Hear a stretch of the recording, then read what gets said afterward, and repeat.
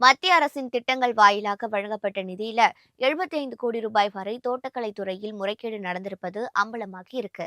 தமிழகத்துல காய்கறி, பழங்கள் உள்ளிட்ட தோட்டக்கலை பயிர்கள் சாகுபடியை ஊக்குவிக்க மத்திய அரசு பல்வேறு திட்டங்கள் வாயிலாக உதவிகளை வழங்கி வருது. இந்த திட்டத்தை 26 மாவட்டங்களில் செயல்படுத்த ஆண்டுக்கு 136 கோடி ரூபாய் ஒதுக்கப்படுகிறது.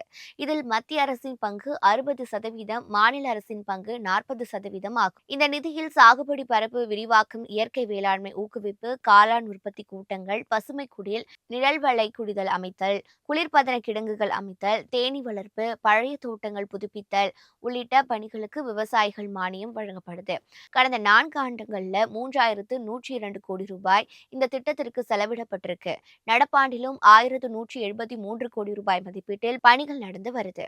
இந்த 2 திட்டங்கள் வாயிலாக நூதன முறையில் 75 கோடி ரூபாய் அளவிற்கு தோட்டக்கலை துறையில முறைகேடு நடந்துள்ளதாக தகவல்கள் வெளியாகியிருக்கு. ஆய்வுக் கூட்டம் அதிகாரிகளுக்கு டீ, காஃபி, சாப்பாடு, போக்குவரத்து செலவுக்கு இந்த பணம் செலவிடப்பட்டதாக கணக்கு காண்பிக்கப்பட்டிருப்பது தற்போது அம்பலமாகி இருக்கு.